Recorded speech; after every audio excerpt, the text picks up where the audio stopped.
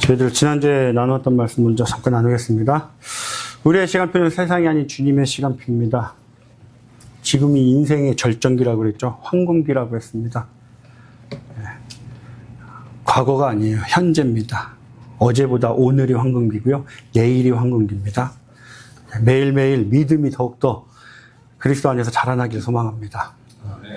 내 손으로 어린 양과 죄를 죽인 것입니다. 이스라엘 회중이 6월절 어린 양을 직접 죽이죠. 그 죽이면서 나의 죄 또한 죽이는 거예요. 여러분, 죄를 죽이셔야 돼요. 그 죄가 죽으면 나의 삶이 변화됩니다.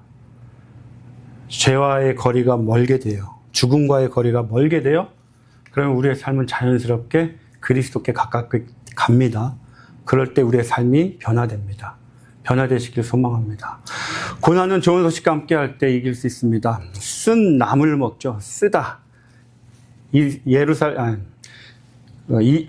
애굽에 있을 때의 그 고난을 상징한다고 그랬죠. 쓴 나물. 그런데 그것을 양고기, 어린 양의 고기, 밭살이라고 했습니다. 좋은 소식, 복음, 그리고 무교병, 누룩이 없는 떡, 예수 그리스도죠. 그러니까 양고기, 그리스도, 떡, 예수 그리스도와 함께 먹을 때 우리 안에 있는 쓴뿌리, 애굽에서 죄의 종로로 타던 노예 생활하고 있던 그 쓴뿌리들이 복음으로 말미암아, 예수 그리스도로 말미암아 없어진다는 거예요. 예수 그리스도로 말미암아 우리 안에 있는 깊숙이 자리 잡고 있는 쓴뿌리들이 있다면, 견고한 진들이 있다면 말씀으로 파시길 소망합니다. 파셔야 돼요. 아멘? 네. 오늘 말씀은 12장 21절부터 36절까지인데요. 우리가 지난주에 나눴던 말씀 14절 이후 15절부터 20절, 우리가 오늘은 읽지 않았어요. 거기에 말씀은 무교절에 대한 말씀입니다. 무교절. 그러니까 6월절이 지났죠. 그리고 무교절이에요. 그래서 15절부터 20절까지 말씀 저희가 잠깐만 서치하면, 너희는 이래 동안 무교병을 먹을지니 그 첫날에 누룩을 너희 집에서 제하라. 이 무교절에서 가장 중요한 것은 누룩을 없애는 거예요. 누룩. 그런데 누룩을 없애는 무교절은 6월절 다음 날이에요. 바로. 그런데 6월절에도요, 누룩이 있으면 안 됩니다. 무교병을 먹어야 돼요. 그래서 6월절 전부터 누룩을 다 없애야 되는 거예요. 그러니까 6월절 며칠 전부터 이미 누룩을 다 없앱니다. 누룩을 어떻게 없애냐? 땅에 묻어요. 아니면 불로 태워야 돼요. 땅에 묻는다는 것은 장사 지낸다는 의미예요. 누룩이 의미하는 게 뭐겠어요? 누가복음 12장 1절에 보니까 외식이라고 얘기해요. 외식. 바리새인들의 누룩, 곧 외식을 삼가하라 라고 말씀하십니다. 그 외식. 가면을 쓰다죠. 가면. 마태복음 7장 15절에 너희는 거짓 선지자를 삼가라. 양의 모습으로 나타나지만 그 안에는 이리가 있다고 해요. 그 안에 이리, 그게 누룩인 거예요. 고린도전서 5장 6절부터 8절까지 보니까 사도 바울은 그 누룩을 악의라고 얘기해요. 그러니까 우리 안에 있는 이리와 같은 습성, 파괴하고 빼앗고 찢고, 그게 누룩인 거예요. 그 죄성. 그 죄성을 없애야 되는 거예요. 6월절부터 일주일 계속해서 8일간이죠. 6월절 무교절 이후로 7일이니까. 16절 볼까요? 너희에게 첫날에도 성회요, 일곱째 날에도 성회다. 성회, 거룩한 모임인데요. 6월절 다음 날부터 7일 동안 매일같이 예배를 드립니다. 제사를 지내요. 그런데 첫째 날에는 더 거룩하게 모이라는 얘기예요. 그리고 마지막 날에도 더 거룩하게 모여라. 그러면 생각을 해볼까요? 첫날은 언제냐? 첫날, 무교절 첫날은 6월절 다음 날이에요. 그날은 오늘날로 얘기하면 성금요일인 거죠. 예수님이 돌아가시고 부활하시기 이전. 그러니까 첫째 성회는 굉장히 중요합니다. 애통하는 마음으로 있어야 돼요. 예수 그리스도께서 나를 대신해서 십자가에 달려 돌아가시고 나서 드려지는 거룩한 성인 거예요. 애통하는 마음이에요. 마태복음 5장에 나오죠. 애통하는 자. 그 애통하는 자는 죽음으로 인한 애통함입니다. 나의 죽음, 예수님의 죽음으로 인한 애통함이에요. 그 애통함이 있어야 되는 거예요. 그 애통함으로 드려지는 첫 번째 성회입니다. 그게. 그게 첫째 날 드려지는 성회예요. 일곱째 날에 성회도 드리죠. 일곱째 날에도 더 거룩하게 드립니다. 일곱째 날에 드리는 성회는 어떤 성회겠어요? 초실절이 지나고 드려지는 성회입니다. 부활절 이후에 예수님께서 십자가에 달려 돌아가시고 부활하신 이후에 드려지는 거룩한 성회인 거예요. 즐겁겠죠. 첫날 드려진 예배는 애통함 가운데 슬픔 가운데 드려지겠지만 그 마지막 절기가 끝나는 마지막에는 기쁨으로 드려지는 거예요. 즐겁게 드려진다는 거예요. 그게 무교절입니다. 그게 15절부터 20절까지 말씀이었어요.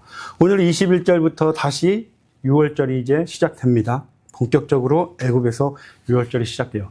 모세가 이스라엘 모든 장로를 불러서 그들에게 이르되 너희는 나가서 너희의 가족대로 어린 양을 택하여 6월절 양으로 잡고 우슬초 묶음을 가져다가 그릇에 담은 피에 적셔서 그 피를 문 임방과 좌우설주에 뿌려라 라고 말씀하세요. 자, 우슬초가요 소우자에 무릎 슬자예요. 소의 무릎을 닮았다고 해서 한국말로는 소의 무릎을 닮은 초라는 의미예요. 네. 그런데 이 우슬초가 이스라엘에 있는 이 우슬초가 한국에는 없다고 그럽니다. 자라나지 않는다고 해요. 그렇다면 이 우슬초가 의미하는 게 무엇일까? 우슬초가 무엇이길래 피에 적셔서 뿌릴까? 열왕기상 4장 33절 보니까요. 그 솔로몬입니다. 솔로몬의 지혜에 대해서 얘기해요. 솔로몬 그가 또 초목에 대하여 말하되 레바논의 백향목으로부터 담에 나는 우슬초까지 하고 그가 또 짐승과 새와 기어다니는 것과 물고기에 대하여 말한지라. 그 지혜가 지식이 어마어마하다는 얘기를 하고 있는 거예요. 그런데 레바논의 백향목은 이 이스라엘 지역에서 나무의 왕이에요. 나무의 왕. 최고로 쳐준 거예요. 백향목. 그래서 백향목을 성전을 지을 때 백향목을 가져다 쓰잖아요. 근데 예루살렘에는 없었습니다. 이스라엘 땅에는. 그것은 두로와 시돈, 저 윗지방에서 났어요. 그래서 성전을 지을 때 두로 왕, 히람으로부터 받죠. 그래서 백향목은 왕인 거예요. 나무의 왕. 그렇다면 우슬초는 담에 나는 우슬초. 이 이스라엘에 가장 많이 널려 있는 게 우슬초예요. 가장 흔한 거, 가장 비천한 거, 아무 쓸모 없는 거. 그게 우슬초입니다. 그렇다면 우슬초가 상징하는 것은 우리가 예수님을 믿고 구원받기 이전의 우리의 모습인 거예요. 우리가 예수님을 믿고 나서 보석과 같은 존재가 됐지만 예수님을 믿기 이전의 우리의 모습들, 보잘것없고 쓸모없는 존재들, 그게 우슬초예요. 그런데 그 우슬초를 가져다가 하나님께서 구원을 하시는데 사용하신 거예요. 피에 적셔서 뿌린 거예요. 도구로 사용하신 거예요. 피에 적셔서 정결케 하신 거죠. 예수의 보혈로 정결해질 때 주님께 우리는 쓰임받을 수 있다는 거예요.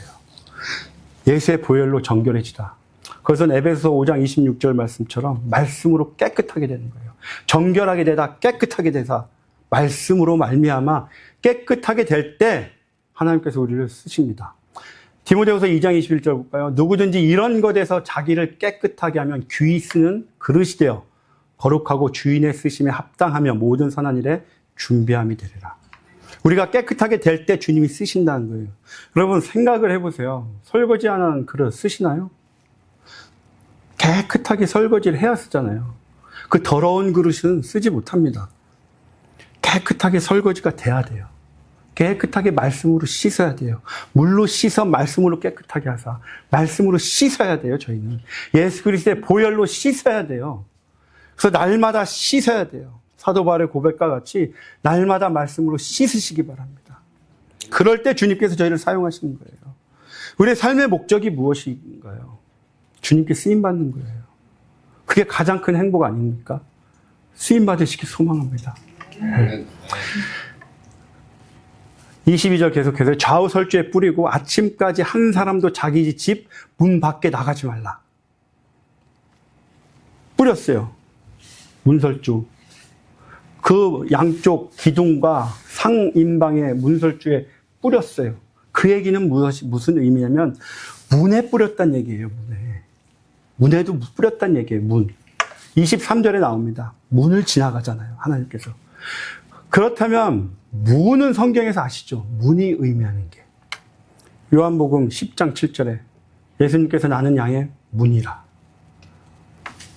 문을 기준으로 세상이 있고 하나님의 나라가 있는 거예요. 성전에 들어가려면 문을 통과해서 들어가야 돼요. 성전. 여기는 바깥 세상인 거예요. 애굽. 하나님께 속한 나라. 예수님께서 말씀하신 거예요. 나는 문이다. 그리고 너희는 지금 문 밖에 나가지 마라. 그 얘기는 문 안에 거하라. 구원받은 자들은요, 말씀 안에 거해야 돼요. 말씀 안에. 요한복음 15장 3절로 5절 볼게요. 너희는 내가 일러준 말로, 말씀으로 이미 깨끗해졌느니라. 예수의 보혈로, 예수의 말씀으로 우리는 이미 깨끗해졌대요. 그러니까 너희는 내 안에 거해라. 나도 너희 안에 거하리라. 왜 주님께서 내 안에 거하라 라고 말씀하시냐? 5절 말씀이에요. 열매를 맺기 위해서. 열매가 중요합니다, 여러분. 열매가 없잖아요. 내 안에 무엇이 있는지가 드러나는 거예요. 내 안에 무엇이 있는가가 내 삶의 열매로 드러난다는 거예요. 예수님이 내 안에 계시다는 것은 반드시 성령의 열매가 맺어진다. 선한 열매가 맺어진다는 거예요. 그래서 열매가 중요한 거예요. 예수님이 안 계시잖아요. 세상의 말이 우리 안에 들어왔잖아요. 세상의 영이 들어오잖아요. 열매가 맺혀질 수 없어요. 나는 세상의 말에 이용당하고 쓰임받는 거예요. 누구를 파괴하고 누구를 험담하고 욕하고 쓰임받는 거예요. 나의 열매는 없어지는 거예요. 그 열매를 맺기 위해서는 내 안에 무엇이 있는가, 누가 있는가가 중요한 거예요. 하나님의 말씀이 있느냐, 세상의 말이 있느냐, 그에 따라서 나의 열매가 달라집니다. 열매를 맺혀줘야 돼요. 열매가 없으면 주님 앞에 섰을 때 열매가 안 보이잖아요. 너 뭐 했니? 나도 몰라. 주여 주여 했지. 나도 몰라. 열매가 없는데. 네 안에는 내가 없었다는 얘기예요. 너희들 안에는 예수님이 없었다는 얘기예요. 성령의 열매 꼭 맺으시기 바라요. 아멘. 23절 볼게요. 여호와께서 애굽 사람들에게 재앙을 내리려고 지나가실 때 문인방과 좌우문설주의 피를 보시면 여호와께서 그 문을 넘으시고 멸하는 자에게 너희 집에 들어가서 너희를 치지 못하게 하실 것임이니라.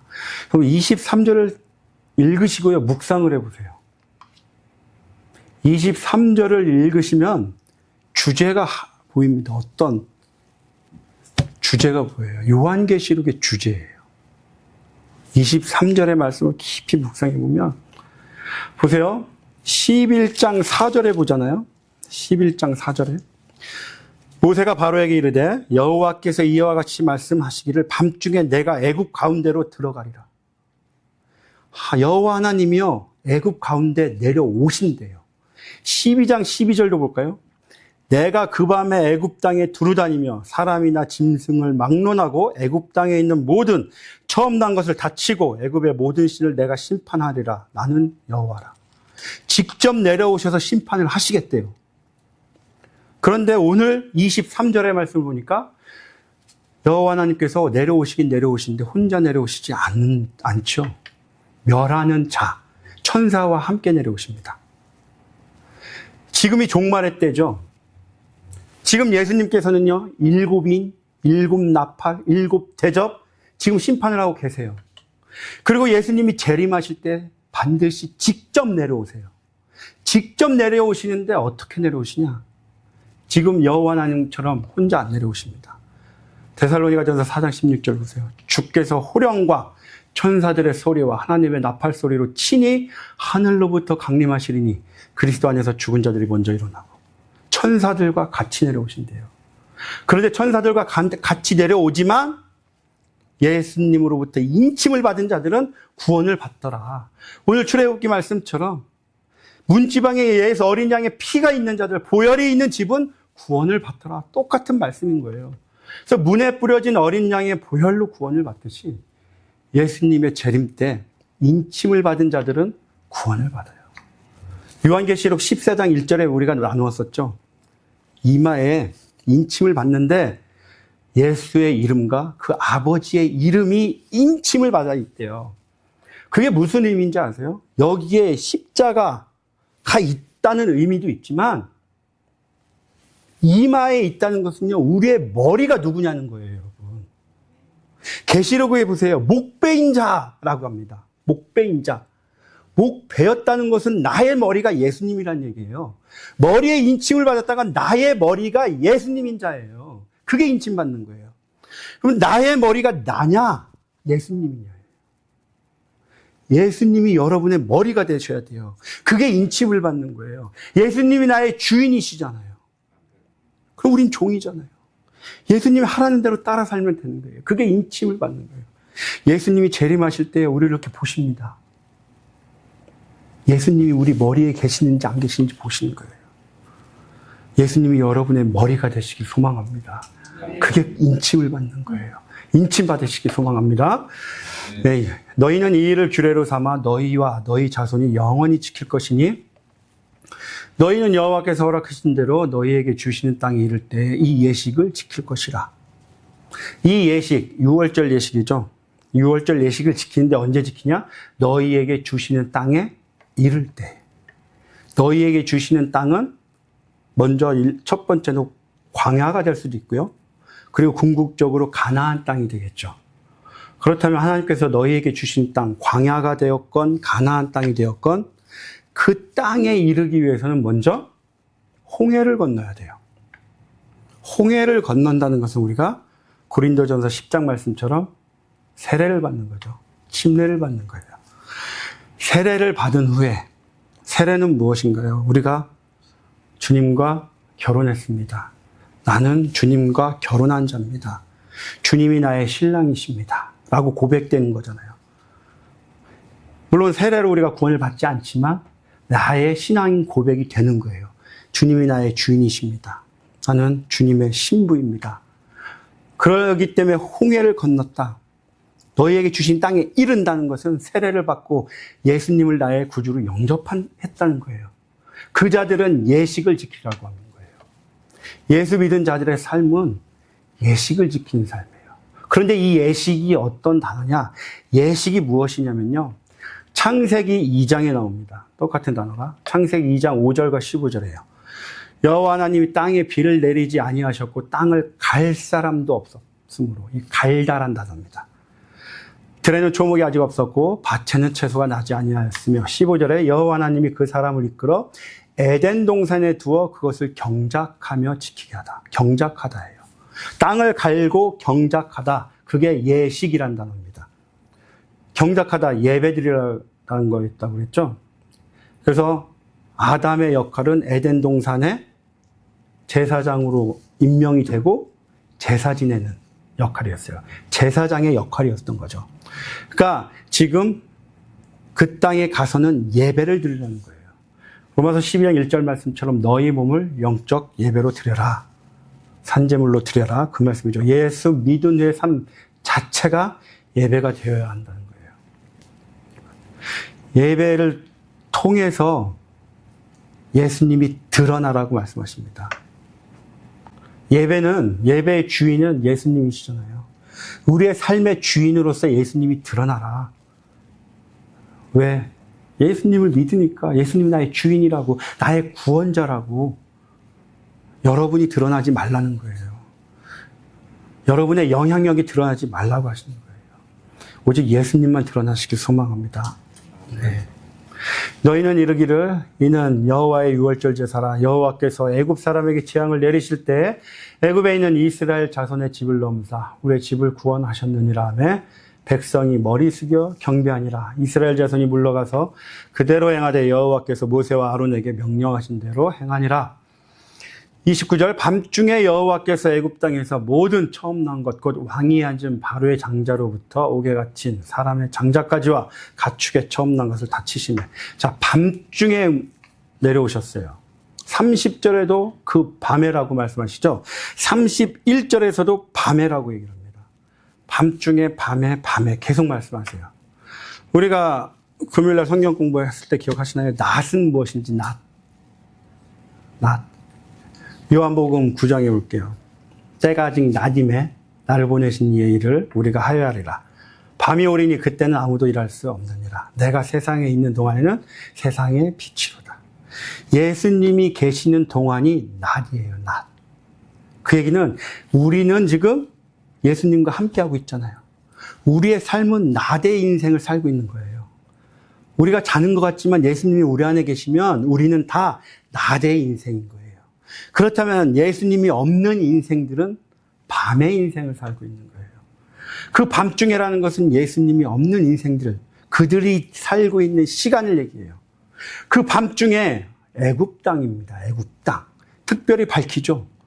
공중권세 잡고 있는 바로가 거하는 땅, 애굽 땅인 거예요. 세상. 그러니까 밤중과 애굽 땅, 공중권세 잡은 사탄이 지금 자리 잡고 있는 그 시간, 그 땅, 시간적 공간적 다 가지고 있는 거예요. 그 땅, 그 땅에요. 하나님이 내려가셔서 그들의 사탄에게 잡고 있는 자들의 장자를 다 죽이시는 거예요. 무슨 의미겠어요? 사탄은요, 자기가 왕이라고 왕노릇 합니다. 주님이 안 계실 때, 안 계시진 않죠. 주님이 낮에 계신다면 밤에 내가 왕이야. 왕 노릇을 해요. 왕이 아니죠. 왕 노릇을 합니다. 그러나 진정한 왕은 주님이시라는 그 말씀하고 있는 거예요. 네가 왕 노릇해? 걱정하지 마. 내가 가서 다 부숴줄게. 다 파괴해줄게. 다 죽일게. 마귀도 하나님의 주권 아래 있습니다. 아무리 마귀가요, 우리를 밤으로 끌고 가려고 한다 할지라도 주님 앞에서는 이길 수 없다는 거예요. 우리 안에 주님만 있으면 마귀가 우리를 끌고 갈 수 없다는 겁니다. 주님 주권 아래 있으시길 바랍니다. 네, 29절 보세요. 모든 처음 난 것을 죽이시죠. 장자입니다. 장자. 장자가 세상의 의미로 볼 때, 애굽의 의미로 볼 때 장자는 그 집안의 첫째죠. 대표입니다. 그러니까 지금 장자를 다 죽였다는 것은 그 집안을 다 죽였다는 걸 상징하는 거예요. 그런데 이스라엘 백성에게 있어서 장자는 어떤 의미일까? 세상, 애굽의 의미는 당연히 집안의 대표. 그렇다면 저희는 믿는 자들이죠. 영적 이스라엘. 이스라엘에게 있어서 장자는 어떤 의미일까? 창세기 12장 7절 볼게요. 여호와께서 아브라함에게 나타나 이르시되 내가 이 땅을 내 자손에게 주리라 하신지라. 자기에게 나타나신 여호와께 그가 그곳에서 제단을 쌓고. 그래서 자손, 제라입니다. 제라. 단수예요. 단수. 씨입니다. 씨. 이 씨를 주리라. 단수입니다. 15장 5절. 그를 이끌고 아브라함을 이끌고 밖으로 나가 이르시되 하늘을 우러 무뼈를 셀 수 있나 보라. 또 그에게 이르시되 내 자손이 이와 같으리라. 이거 똑같은 단어입니다. 제가 단수예요. 그런데 이 단수, 자손, 갈라디아서 3장 16절에 이 약속들은 아브라함과 그 자손에게 말씀하신 것인데 여럿을 가리켜 그 자손들에게 말하지 아니하고 오직 한 사람을 가리켜 내 자손이라 하였으니 곧 그리스도시라. 마태복음 1장 볼까요? 아브라함과 다윗의 자손 예수 그리스도의 계보라. 아브라함이 이삭을 낳고 이삭은 야곱을 낳고 야곱은 유다와 그의 형제들을 낳고. 무슨 의미냐? 지금까지 쭉 말씀한 게 아브라함에게 씨를 줬어요. 그런데 아브라함이 아들을 이스마엘과 이삭을 낳죠. 이 씨를 장자 이스마엘에게 안 줘요. 이삭에게 주죠. 이삭이 받아요. 이 씨를 이삭이 에서와 야곱을 낳습니다. 근데 에서를 주려고 했더니 에서가 그 장자를 팔아요. 야곱에게 가죠. 야곱에게 갔어요. 그 야곱은 그 씨를 루벤에게 줄까요? 안 주죠. 넷째 유다에게 줘요. 이스라엘 백성에게 장자는 지금 누가 장자가 됐어요? 씨를 가진 자. 씨를 가진 자가 장자가 되는 거예요. 씨는 곧 그리스도. 그래서 그리스도를 가진 자가 이스라엘에게 있어서 장자예요. 그러면 저와 여러분도 씨가 있잖아요. 예수 그리스도가 우리 안에 있잖아요. 그럼 우리도 장자예요. 장자. 그럼 장자가 하는 역할이 무엇이냐? 이스라엘에게 있어서 장자의 역할은 무엇이냐? 재산의 3분의 1을 가지는 재산권인가요? 큰 소리 낼 수 있는 출애굽기 13장 2절에 보면 하나님께서 처음 난 것 장자는 내 것이다 라고 말씀하세요. 그리고 민수기 볼까요? 민수기 3장 12절부터 13절. 보라, 내가 이스라엘 자손 중에서 레위인을 택하여 이스라엘 자손 중에 태를 열어 태어난 모든 마디를, 장자죠, 장자를 대신하게 하였은즉 레위인은 내 것이라. 방금 13장 2절에서 장자는 내 것이라 했는데 이제는 하나님께서요, 장자가 아닌 레위인을 대신해서 레위인이 이제 내 것이다 라고 말씀하세요. 내 것이다라는 것은 그 생명이 나한테 있다. 처음 태어난 자는 다 내 것임은, 내가 애굽 땅에서 그 처음 태어난 자를 다 죽이던 날에 이스라엘의 처음 태어난 자는 사람이나 짐승을 다 거룩하게 구별하였음이니 그들이 내 것이 될 것이니라. 나는 여호와니라. 거룩하게 구별된 레위인이 이제는 장자가 된 거예요. 3장 45절에도 보세요. 이스라엘 자손 중 모든 처음 태어난 자 대신에 레위인을 취하고 또 그들의 가축 대신에 레위인의 가축을 취하라. 레위인은 내 것이라. 나는 여호와니라. 장자는 이제 레위인이 된 겁니다. 장자는 레위인과 같이 제사장의 삶을 사는 자들이에요. 그 역할이 제사장적인 삶입니다. 제사장이 하는 일은 뻔하죠. 성전에서 봉사하는 거예요. 제사 지내는 거예요. 예배 드리는 거예요. 그래서 장자의 역할은요, 제사 드리는 거예요. 예배 드리는 거예요. 우리의 역할은 예배에 있다는 겁니다. 예배에 목숨 거시기 바라요. 그래서 삶이 예배가 되어야 된다는 거예요. 삶이 예배가 되라 계속 말씀하시죠. 그게 장자기 때문이에요. 장자의 목적은 삶이 예배입니다. 예배 가운데 예수님이 드러나는 거예요. 그게 예배입니다. 네. 35절, 이스라엘 자손이 모세의 말대로 하여 애굽 사람에게 은금, 패물과 의복을 구하며 여호와께서 애굽 사람들에게 이스라엘 백성에게 은혜를 입히게 하사 그들이 구하는 대로 주게 하심으로 그들이 애굽 사람의 물품을 취하였더라. 12장 초반에 얘기했던 거죠. 나눴던 말씀입니다. 취하였더라, 빼앗더라, 강탈하더라예요. 그러니까 전리품처럼 챙긴 거예요. 그 말씀은. 그러니까 지금 애굽과의 전쟁에서 모든 것을 승리한 자처럼 챙겨서 나가는 거예요. 빼앗아서 나가는 거예요. 은과 금을 가지고 나가더라. 전리품을 챙겨서 나가더라. 그 말씀합니다. 자, 정리합니다. 마지막입니다. 12장 37절. 이스라엘 자손이 람셋을 떠나서 숫곳에 이르니 유아외에 보행하는 장정이 60만 가량이요. 람셋도 지금 애굽 땅이고요. 숫곳도 여전히 애굽 땅이에요. 그런데 지금 이미 이스라엘 백성들은 떠난 거예요.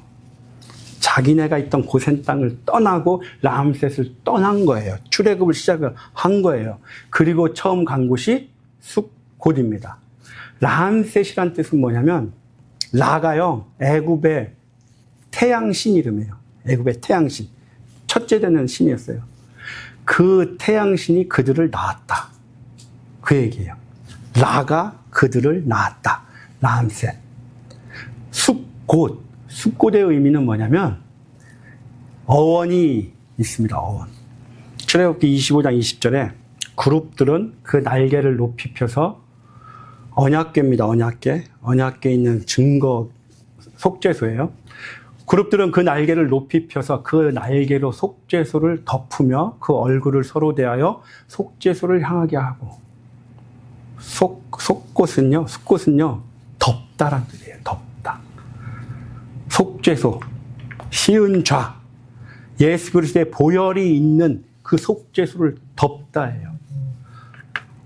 그 덮으면 그 안에 무엇이 있었어요? 쌍난지팡이, 십계명, 만나가 있었죠. 돌판. 우리의 악함이죠. 악함. 그 악함을 덮는 거예요. 그게 무슨 의미겠어요? 람셋, 애굽 땅, 우상들에 있던 땅에서부터 나와서 예수님의 보혈 아래로 들어가는 거예요. 그 뜻을 의미합니다. 출애굽은요, 세상, 우상이 있던 자리를 우리가 박차고 나와서 예수님의 보혈 아래로 들어가는 거예요. 예수님의 보혈이 우리를 덮는 거예요. 그 은혜 가운데 살아가는 것이 출애굽의 정입니다. 출애굽은 예수님의 보혈 없이는 이루어질 수가 없는 거예요. 예수님의 보혈로 말미암아 우리가 우리 안에 있는 선하지 못한 모든 것들을 덮어줄 수 있는 거예요. 정결케 될 수가 있는 거예요. 우리의 능력이 아닙니다. 전적인 예수 그리스도의 십자가의 보혈의 공로예요. 정리합니다. 말씀으로 정결케 될 때 주님께서 쓰임받을 수 있습니다. 예수 믿은 후의 삶은 예배이어야 합니다. 장자는 레위인과 같이 제사장의 삶, 예배의 삶을 살아야 합니다. 다 같이 기도드리시겠습니다. 하나님 아버지 감사합니다. 우슬초와 같은 저희들이었습니다.